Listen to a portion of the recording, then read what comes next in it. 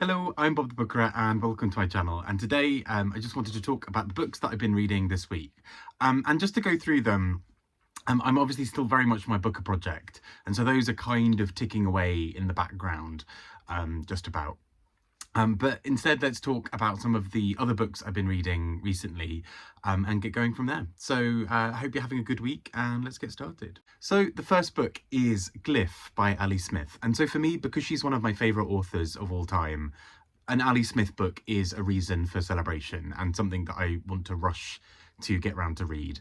I love the way that she is so playful with language, but how behind this sort of what seems initially like a very silly or absurd or light story has something much more powerful or much darker or much bigger lingering in the background. There's always some other kind of chess move that she's playing. And I think that's what I found really special about Gliff. It's particularly the core idea of this book is that two young children are suddenly left in a situation where they are, for all intents and purposes, up against some kind of regime or some kind of unknown capacity or quality. It has a Kafkaesque quality to it as a book. And in fact, Kafka is quoted at one point, sort of in one of the notes. And particularly what that sort of comes to represent in the book, I think, is the ability of certain people to overthrow power, or at least to challenge power. So these two young children at the core of this book, who are siblings, they wake up one day basically to find that there is a red line drawn across the camper van that they're staying in. And what's happening across the town, or kind of presumed across the country in this novel, is that red lines are being drawn around things, kind of like you would have sort of double yellow lines or a red line to indicate parking or not being able to park. But these are being put around buildings and around various other places, which then soon find themselves being demolished. So the siblings start to wonder what on earth is going on here. And this book then evolves into something much bigger and much darker. Although one of the characters, Bry, spends their time trying to understand words and trying to understand meaning about what's happening around them, there's an intangibility to everything else that's going on. And so a search for meaning is both futile, but also the most important thing that they can do. And this continues throughout the book. There's this feeling of, what do words mean? What are words' power to be able to overthrow something? And what that really ends up looking like is something quite bizarre in this book. And this is one of two books. There's going to be Gliff, Glyph, that is a novel that speaks to this, that's out next year. And so these two novels, I think, together will challenge some of this idea. But I found this book so incredible and so powerful for what it is able to achieve. There are incredibly dark moments that act as critiques on things like state surveillance, or on data or technology being weaponized.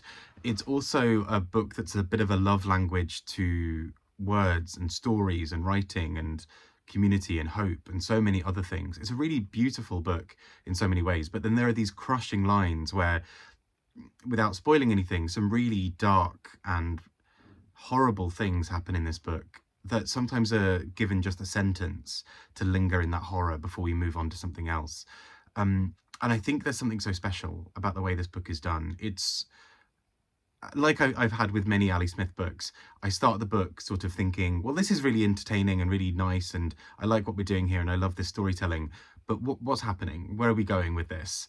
And then halfway through the book, something clicks, and I realise just what a kind of a long game she's playing in her writing, in crafting these really elaborate worlds and patterns and various other things, so that we as the reader get to play around in this world and try to understand more of what's happening.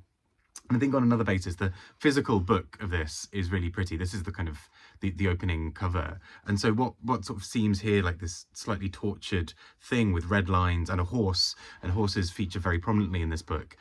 Ali Smith referred to it. I saw her at an event this week with the lovely Eric Carl Anderson over at Lonesome Reader. And Ali Smith referred to this book as being a dystopian pony book. Horses feature really prominently in it, and it's a brilliant description. But then you open it up, and there's this sort of allusion to art, which is something that Ali Smith does quite regularly. But there's also something missing. There's a world.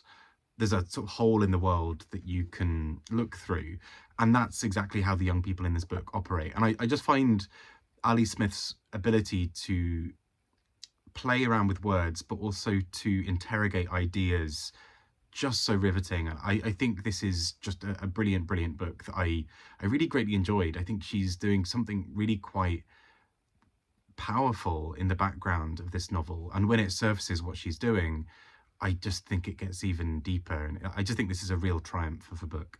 Next up, we have Daddy Boy by Emerson Whitney. And this is, to some degree, well, it sits in a very strange place. This is in some way a memoir. It's in some ways a set of essays or thoughts or interrogations on theory and various other things. But really what happens really at the heart of this is we have Emerson Whitney talking about their movement through the world, and particularly trying to understand a bit more of themselves as they become, as they sort of start taking testosterone and are moving into being recognized more as male, or kind of presenting in a sort of trans mask kind of way. And that's sort of one part of the book, but also the character, Emerson Whitney as a person and sort of as a character in their own book, is also this person who's going on these various storm chases, of following people around and going, sort of traveling into danger, essentially, to go and watch these storms that destroy people. And there are these British people who are also on the tours because UK weather isn't extreme enough. And so there are just it's this odd sense of belonging and community that comes from this shared interest of driving into the path of danger. And there's something that really holds together then about this book that is so interesting, I think, of exploring what is risk, what is danger, but also what does it mean to find people who are like you. Because the people in this book, often memoirs that involve somebody being trans or somebody being in various other parts of the community, have some sense of looking for that community within the same identity. And I thought it was so interesting the way this book plays around with that, with people who have other reasons for going to this storm, chasing storms, but just accept Emerson as this person who is not maybe like them, but is also very much like them in terms of having the same interests. And so there's an odd sense of community and belonging that is forged in this book that I thought was so fascinating. It also, the title of this book is also because the book explores the Emerson leaving or being part of a relationship that is very much a sub-dom relationship, and emerging from that to find their own identity. And so it's a book that is just a major head scratch in terms of covering so many different things, but also somehow cohesively pulling them all together. So it's a book I thought about a fair bit afterwards, because it just has a lot of very strange but really interesting set pieces going on within it. Next up, I read Small Rain by Garth Greenwell. And I've only read, I think, one other book of his before, What Belongs to You. And there was something about the intensity of that book that really drew me in. That book being a sort of much more about a failed relationship, and or a challenging and failing relationship and many things. And Small Rain is so different in many ways, but has that same intensity to it. So our character, and there are overlaps with Garth Greenwell's real life here, the character goes through a significant period of long-term illness, many cases of which involve the people around them not knowing at all what the illness is. Many tests done, many investigations into what might be going wrong, all of which seem to turn up nothing. And this book is very rooted in the body and in this sense of time, because the character has to deal with, firstly, a shifting sense of what it means to live inside a certain amount of time, because a day suddenly feels much longer, because you're in a hospital bed, you're in between bouts of sleep and being awake, you have people rushing around you and you don't necessarily have peace, but then you also have a lot of solitude. And so the book interrogates what that looks like and how that might be different from, oh, I've had a really busy day, when actually that is a very different use of time. And the character is also looking at what their days used to be like, what their days are like now, all while interrogating, this idea of identity, but particularly the rootedness in the body, where this character goes through an immense amount of pain and discomfort and struggle, because they are deeply unwell at times. And things around long COVID and masking and all these other things pop up in this book. And it is such, I thought I was a little bit done with books that reference COVID, until this book, in many ways, because I think it's going to happen that almost any books we read for the next few years are going to, in some way, have to deal with a time window of 2020 to 2022 or thereabouts, and have to engage with the fact that something was happening then, even if the characters are in lockdown or they're doing something else or whatever. And this book, I think, has been one of the most interesting examinations of it, because partly it's light touch, it's sort of in the distance. The main foreground in this book is this character dealing with whatever illness this is and trying to avoid being this bitter, angry person, but also that's sometimes the only way they're able to express themselves, because they're just so much in pain. But equally, the book, I think, examines so much about what we view as health and what we view as all these other things, that there are many ways that the main character lives in the world that are not healthy even before this set of illness.